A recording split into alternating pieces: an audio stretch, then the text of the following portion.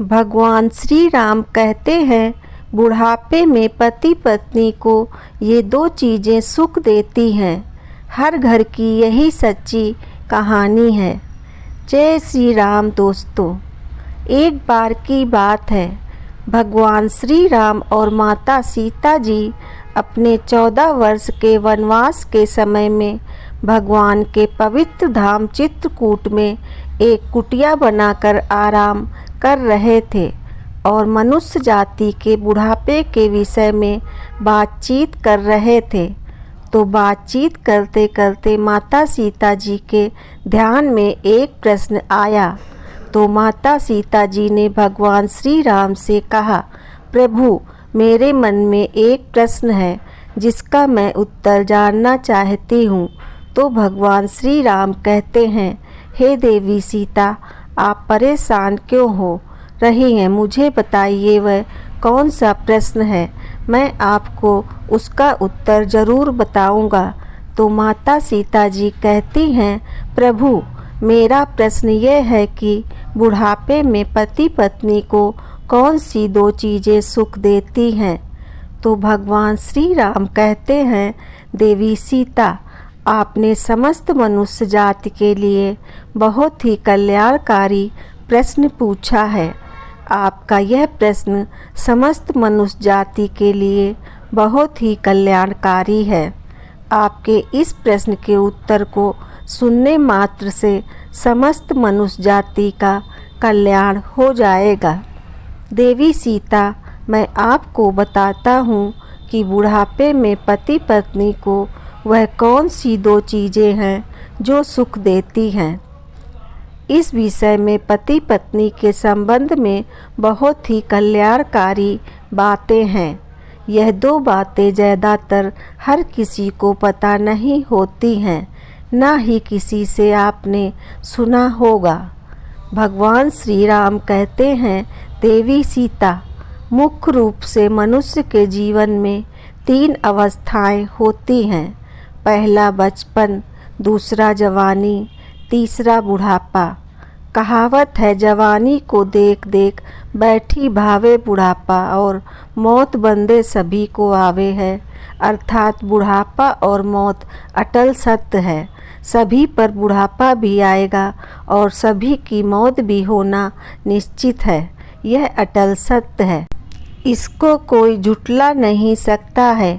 लेकिन हाँ देवी सीता, बुढ़ापा भी सबको नसीब नहीं होता। बड़े भाग्यशाली लोगों को ही मिलता है।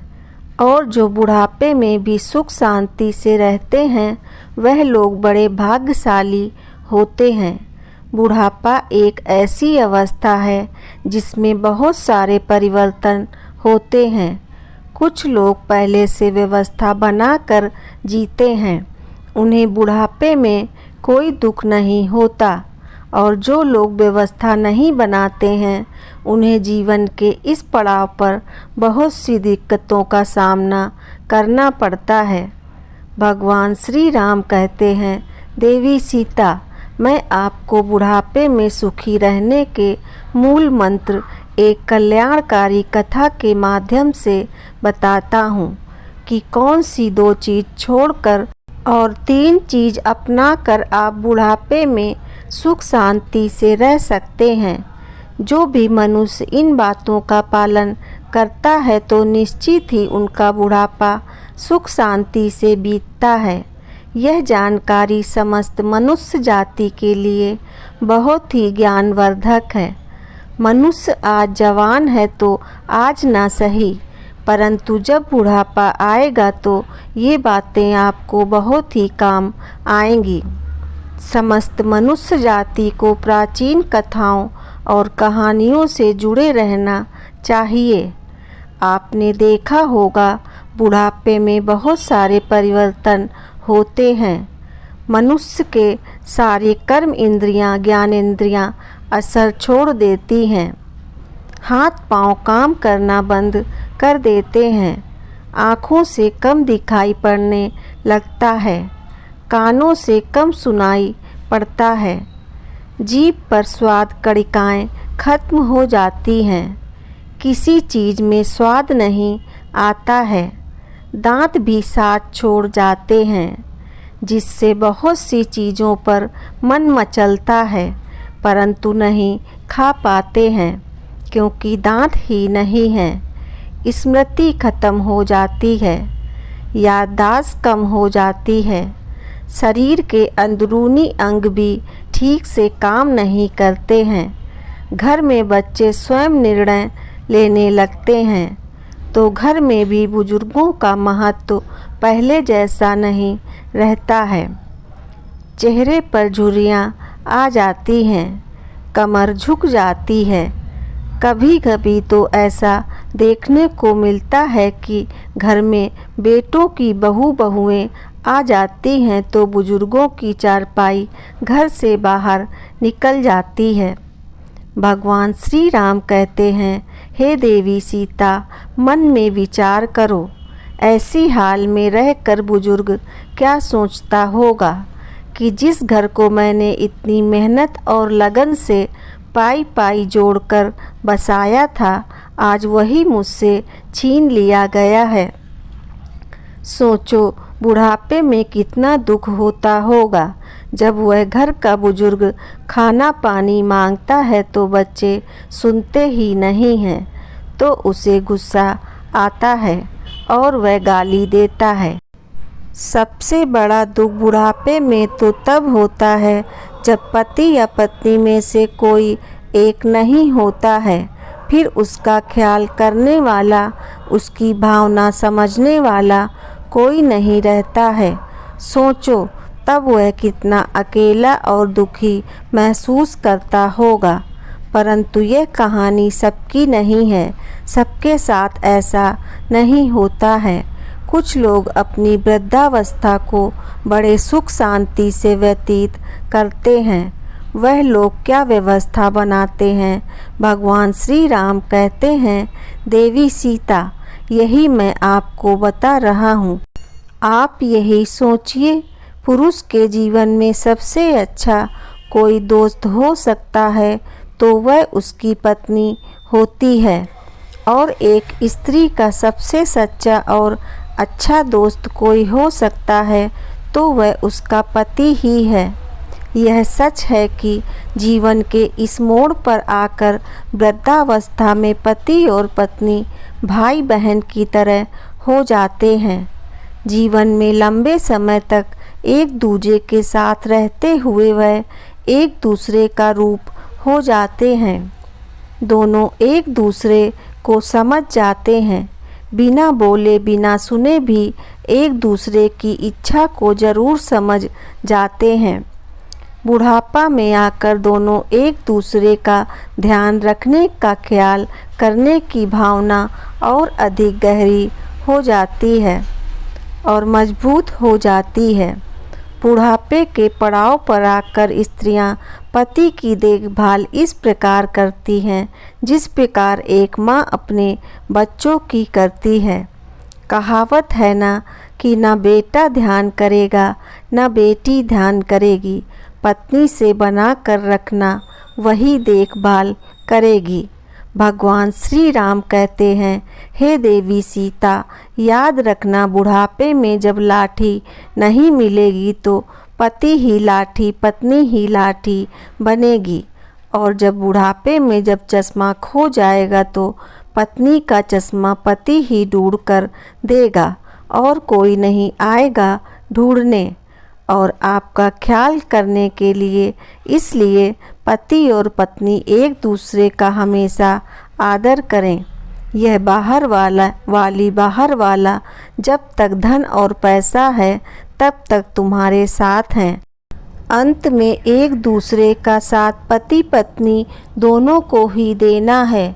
बुढ़ापे में मनुष्य पराधीन होता है, धीरे धीरे सब चीज़ें उसके हाथ से निकल जाती हैं। इस स्थिति में स्वाभाविक है कि मनुष्य चिड़चिड़ा हो जाता है, गुस्सैल स्वभाव का हो जाता है। बहू बेटे नाती पोते की अपनी अपनी जिंदगी हो जाती है, सबकी ज़रूरतें अपनी अपनी रहती हैं। बुढ़ापे में माँ बाप की कोई नहीं सुनता है।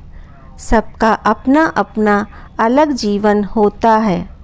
इस स्थिति में कैसे सुख शांति से अपनी वृद्धावस्था को बिताएं। भगवान श्री राम कहते हैं, देवी सीता, मैं यही आपको इस कहानी के माध्यम से बताता हूँ।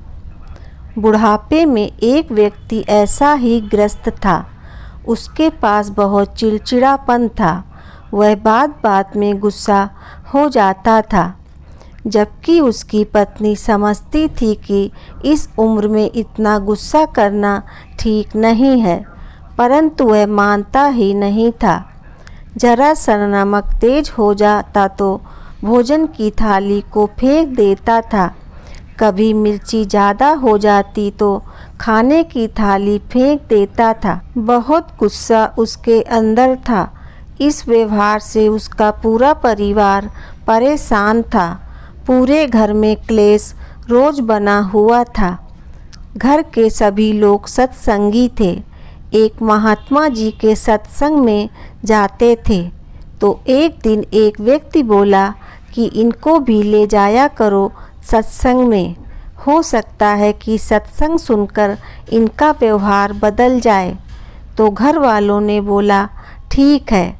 घर वालों को बात समझ में आ गई तो बोले, इनको भी गुरु जी के पास ले चलते हैं। उनको दुख बताएंगे तो शायद कुछ हल निकल जाए। रोज रोज की किचकिच से तो हो सकता है मुक्ति मिल जाए और घर में क्लेश खत्म हो जाए और सुख शांति आ जाए। तो फिर एक दिन घर वाले बड़े मुश्किल से उसे मनाकर उस वृद्ध व्यक्ति को गुरु जी के पास ले गए। तो महात्मा तो बिना बताए ही सब जान लेते हैं। जब वह गुरु जी के पास गए तो वे जान गए कि यह लोग क्यों मेरे पास आए हैं। तो गुरु जी देखते ही समझ गए कि उनके घर में क्लेश है, इसलिए घर में सुख और शांति की तलाश में यह मेरे पास आए हैं। और वह ये भी जान गए कि उनके घर में क्लेश का कारण क्या है। वह दुख से ग्रस्त परिवार जब पहुंचा तो दोपहर का समय था। फिर सब पहुंचकर गुरुजी को प्रणाम करके वहीं बैठ गए। उनके सामने ही आसन पर गुरुजी अपनी कुटिया में कुछ लिखवा रहे थे, जो उनकी धर्मपत्नी का नाम था। अचानक गुरुजी की माता प्रेम से बोली कि प्रेम दीपक जलाकर लाओ, तो मुझे कुछ खोजना है। तो गुरुजी एक दीपक लाए तो वह दुखी परिवार को बड़ा आश्चर्य हुआ कि दोपहर का वक्त है, अच्छी खासी धूप उजाला है, तो दिया मांगने का क्या ज़रूरत है। तो उस दुखी परिवार ने सोचा कि संत जी या तो मूर्ख हैं या फिर पागल हैं। भला सूरज की अच्छी खासी उजाला है और यह दीपक मांग रहे हैं, यह तो अजीब संत हैं। सभी लोग अपने मन में ऐसा सोच रहे थे। तब तक माताजी जलता हुआ दीपक लेकर आ गईं। उन्होंने चुपचाप दीपक को रख दिया और अंदर चली गईं। फिर सब सोचने लगे कि उनकी पत्नी भी क्या खूब है। यह नहीं पूछा कि पागल हो गए हो क्या, दिन है, दोपहर का समय है, अच्छी खासी धूप उजाला है, फिर भी दीपक क्यों मांग रहे हो। वह बुजुर्ग आदमी बड़ा आश्चर्यचकित होकर सोचा कि मैं कहाँ आ गया पागलों के पास में। यह संत जी तो सचमुच पागल हैं, साथ ही सबसे बड़ी पागल और मूर्ख इसकी पत्नी भी है। यह पागल मेरे घर में सुख शांति लाएंगे, यह मेरे घर के क्लेश को ख़त्म करेंगे, यह मेरा बुढ़ापा को सुखी करेंगे। उसके मन में सवाल ही सवाल बार बार उठते जा रहे थे, परंतु उसने कुछ बोला नहीं, अपने गुस्से में बैठा रहा। तो गुरुजी उसके मन की बात जान गए कि यह गुस्से से फनफना रहा है और हमको पागल समझ रहा है। उन्होंने यह भी जान लिया कि गुस्सा इसे इसलिए आ रहा है कि एक भी सवाल क्यों नहीं पूछा। इस बेवकूफ़ी के लिए गुरुजी सब जान गए थे, परंतु बेपरवाह होकर दीपक की रोशनी में लिखते रहे। उस गुस्सैल बुजुर्ग व्यक्ति ने फुसफुसाते हुए अपने बच्चों से बोला कि यह पागल हमारे जीवन में सुख शांति देगा। हद हो गई, चलो यहाँ से। मैं एक पल भी यहाँ नहीं रुक सकता हूँ। यहाँ से जल्दी चलो, मुझे नहीं रुकना है। यहाँ मुझे नहीं चाहिए ज्ञान। भगवान श्री राम कहते हैं, हे देवी सीता। तो फिर गुरुजी ने सुन लिया था, बोले क्या बात है भगत जी, कोई दिक्कत है क्या? तो बूढ़ा आदमी बनावटी हंसते हुए बोला, नहीं नहीं गुरुजी, कोई दिक्कत नहीं है। आपके दर्शन करने आए थे तो हो गए, अब हम जाना चाहते हैं, आज्ञा दीजिए। तो गुरुजी बोले, अरे भाई, तुम हमारे पास आए हो, हमारे अतिथि हो, बिना अतिथि सत्कार के कैसे जाओगे? और उन्होंने माताजी को आवाज़ दिया तो माताजी तुरंत आईं और हाथ जोड़कर खड़ी हो गईं। तो गुरुजी बोले कि यह भक्त जी थोड़ा जल्दी में हैं, जाना चाहते हैं, जल्दी से 2 गिलास दूध लेकर आओ। तो दुखी परिवार ने मना किया, अरे नहीं गुरुजी, हम घर से भोजन करके आए हैं, दूध की कोई ज़रूरत नहीं है। परंतु गुरुजी बोले कि आप हमारी कुटिया में पहली बार आए हैं, बिना अतिथि सत्कार के कैसे जाओगे? तो बूढ़ा आदमी चुपचाप हो गया। तो पत्नी बिना कुछ बोले, बिना कुछ पूछे अंदर गई और 2 गिलास दूध लेकर वापस आ गई। तो संत जी ने 1 गिलास दूध उस बूढ़े आदमी को दिया और 1 गिलास खुद ले लिया। बाकी लोग वहीं पर चुपचाप बैठे रहे। तो जैसे ही उस बूढ़े आदमी ने दूध का 1 घूंट पिया तो दूध इतना नमकीन और कड़वा था कि उसका उल्टी करने का मन हो गया। दूध में नमक ही नमक लग रहा था।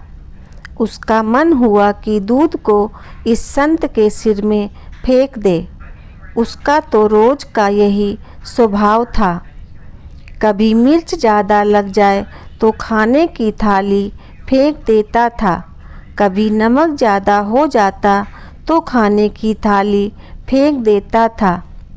तो उसने गुरुजी को गुस्से से देखा। गुरुजी तो बड़े सहज भाव से दूध पी रहे थे, उनके चेहरे पर ऐसा कोई भाव नहीं था। बुजुर्ग आदमी अंदर से जल गया पर बोला कुछ नहीं।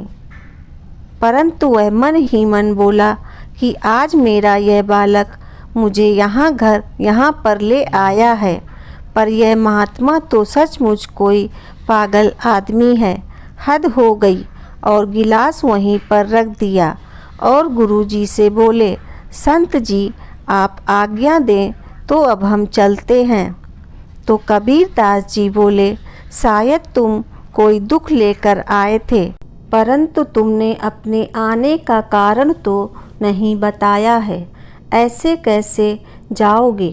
कोई दिक्कत हो तो बताओ, शायद हम कोई हल निकाल पाएं। तो फिर बूढ़ा आदमी बोला, संत जी छोड़िए, आप क्या हल निकालेंगे? आए तो थे हम दुख ही लेकर, परंतु अब जा रहे हैं। हम सब देख लिए तुम्हारे बस की बात नहीं है। तो गुरुजी ने कहा, अरे जब दुख लेकर आए थे तो बताने में क्या हर्ज है? बताओ तो दुख क्या है, हो सकता है कुछ समाधान निकल जाए।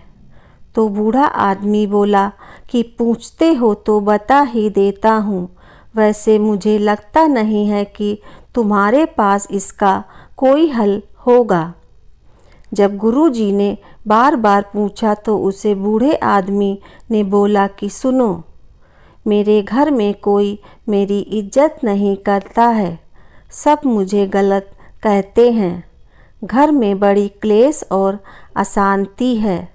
मुझे अपने घर में शांति और समृद्धि चाहिए, इसलिए आपके पास आया था। परंतु आपकी मूर्खता देखकर मुझे पक्का विश्वास हो गया है कि आपके पास मेरे दुख का कोई हल नहीं है। मेरे घर में शांति लाने के लिए आप कुछ भी नहीं कर पाओगे। तो गुरुजी मुस्कुराए और बोले, हम जानते हैं तुम्हारे घर में अशांति और क्लेश रहने का क्या कारण है, परंतु शायद अभी तुम समझे नहीं हो। गुरुजी ऐसा बोले तो वह बूढ़ा आदमी बोला, गजब की बात है, आपने हाल भी बता दिया, परंतु जब से हम आए हैं तब से आपने तो एक शब्द तक नहीं बोला, तो हाल कैसे बता दिया। तो संत जी बोले, सुनो, याद करो, जब तुम आए थे तो मैं तुम्हारे सामने ही अपनी पत्नी से जलता हुआ दिया मंगाया था। उसने बोला, हाँ मंगाया तो था। गुरुजी कहते हैं कि मेरी पत्नी ने तुरंत मेरी आज्ञा का पालन किया और बिना कुछ पूछे बिना कुछ बोले हमारी आज्ञा का पालन करते हुए जलता हुआ दीपक लेकर आई। उन्होंने यह तक नहीं पूछा कि दोपहर है, फिर भी दीपक की क्या ज़रूरत है। उन्होंने वही किया जो हमने बोला। कोई सवाल तो नहीं किया, कोई रोक टोक जोक तो नहीं किया। बूढ़ा आदमी बोला, हाँ इसी का तो मुझे ताजुब है। तो गुरुजी बोले, उसके बाद फिर हमने दूध मंगाया। हम जानते हैं हमारी पत्नी ने शक्कर के स्थान पर दूध में बहुत सारा नमक डाल दिया था। दूध बहुत कड़वा था, इतना कड़वा कि हमसे पिया नहीं गया, और आपने देखा हम इस कड़वे दूध को चुपचाप पी गए। तो पता है क्यों? क्योंकि जब पत्नी ने हमसे दीपक के बारे में कुछ नहीं पूछा तो हमारा भी कोई अधिकार नहीं है कि कोई जवाब सवाल करें। तो हम भी कैसे कोई जवाब सवाल करते। दीपक लाना हमारी आज्ञा का पालन करना ही अपना धर्म समझा, तो हम कैसे पूछते कि दूध कड़वा क्यों है। हमने भी अपना धर्म समझा और दूध पी लिया। जिस तरह उन्होंने कोई प्रतिकार नहीं किया है, इस तरह हमने भी कोई प्रतिकार नहीं किया। इससे क्या समझे? इससे यह सिद्ध हुआ कि पति और पत्नी दोनों को सामंजस्य स्थापित करना चाहिए और एक दूसरे की बात माननी चाहिए, एक दूसरे की बात का सम्मान करना चाहिए, दोनों को प्रेम और विश्वास से रहना चाहिए। मुझे पता है ऐसा तुम नहीं करते हो। तो गुरुजी बोले कि तुम ध्यान रखो, गलती सबसे हो जाती है। आज गलती से दूध में शक्कर के जगह पर नमक पड़ गया तो हमने स्वीकार किया, चुपचाप बिना कुछ पूछे बिना कुछ बोले पी लिया।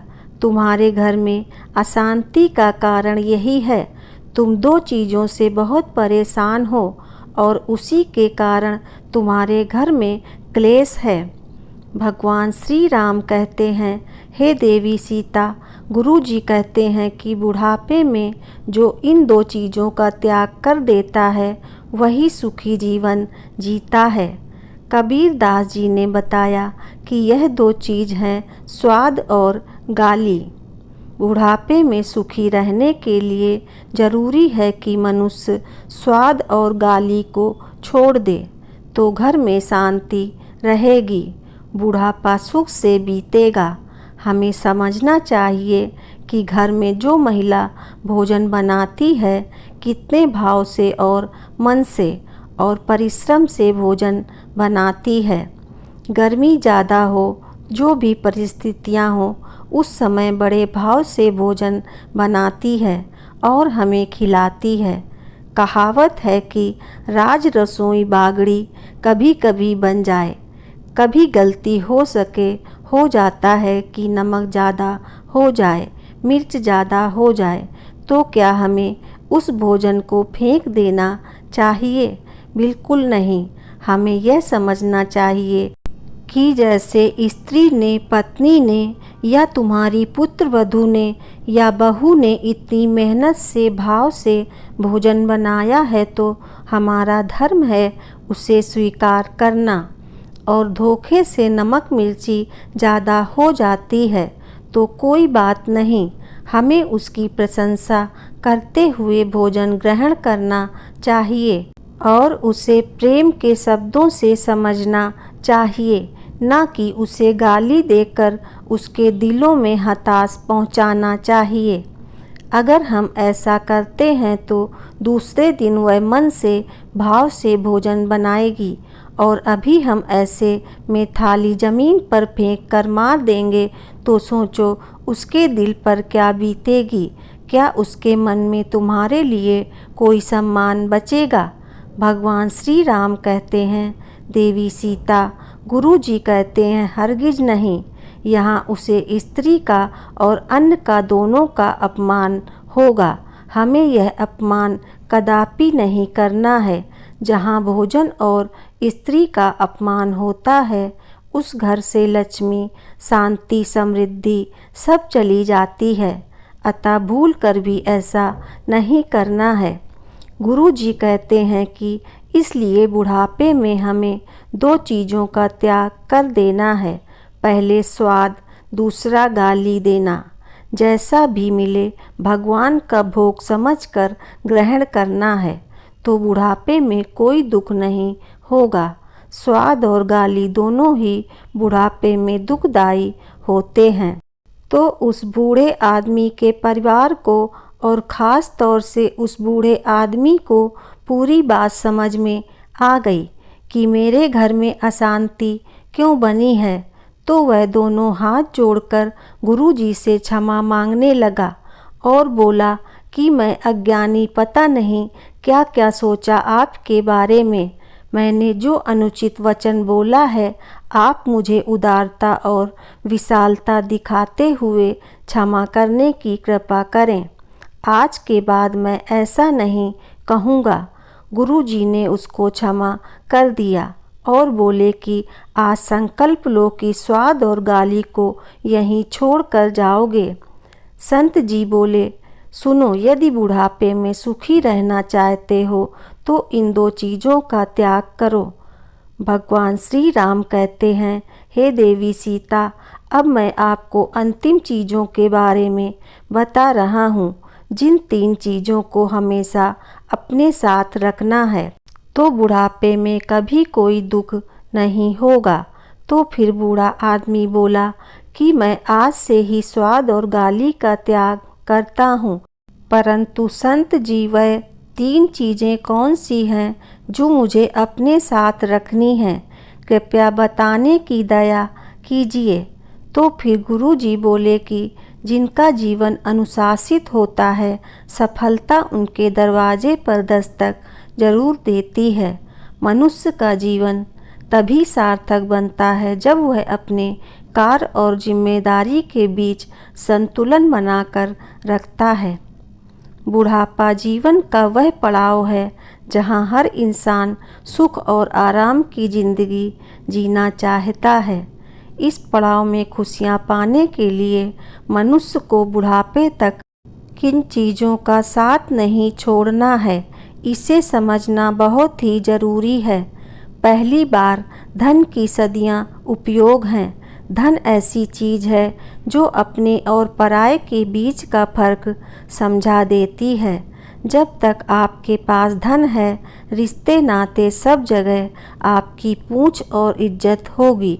परंतु जब धन नहीं होता तो अपने भी साथ छोड़ देते हैं। यह दुख तो बुढ़ापे में और अधिक बढ़ जाता है जब आदमी ढलती उम्र में होता है, इसलिए धन का सदा सदुपयोग करता है। धन की बचत करेंगे तो बुढ़ापे में आपको किसी के सामने हाथ फैलाने की ज़रूरत नहीं रहेगी। साथ ही ध्यान संपूर्ण धन पर कुंडली मार कर बैठ जाना भी बुढ़ापे में दुखदायी होता है। दूसरी बात है अनुशासन। अनुशासन अभ्यास से ही आत्मविश्वास का जन्म होता है। जो इंसान अपना हर काम समय पर करते हैं, अपनी दिनचर्या को अनुशासित ढंग से जीते हैं, उन्हें कभी किसी पर निर्भर नहीं रहना पड़ता है। वह अपने हर लक्ष्य को प्राप्त कर लेते हैं। शुरुआत से ही मनुष्य को अपने काम को सही समय और सही तरीके से करने की आदत डालनी चाहिए, तो उसे बुढ़ापे में दुख नहीं सहना पड़ेगा। समय के अनुसार खान पान, तय समय पर सोना जगना, व्यायाम, हर कार्य निश्चित समय पर करना है, जो अच्छे स्वास्थ्य के लिए बहुत ही ज़रूरी है। अनुशासन का साथ कभी नहीं छोड़ना है और सतमार्ग पर सदैव चलना है। जब आप सतमार्ग पर चलेंगे तो यदि आपके घर परिवार वाले साथ नहीं देंगे तो भी आपका साथ भगवान देंगे। आपके बुढ़ापे की लाठी ईश्वर बनेंगे। भगवान श्री राम कहते हैं, हे देवी सीता, इस प्रकार से संत जी ने बताया कि बुढ़ापे में वह कौन सी दो चीज़ हैं जो सुख देती हैं। भगवान श्री राम ने माता सीता जी के माध्यम से इस कल्याणकारी कथा को समस्त मनुष्य जाति को सुनाया है, ताकि बुढ़ापे में समस्त मनुष्य जाति सुखी रहे। उम्मीद है आपको ये कथा अच्छी लगी होगी। दोस्तों, आपको ये कथा कैसी लगी कृपया कमेंट करके ज़रूर बताएं। वीडियो पसंद आया हो तो लाइक करें और ऐसी ही बहुत सारी कथा कहानियों एवं जानकारियों को सुनने के लिए चैनल को सब्सक्राइब अवश्य करें। धन्यवाद।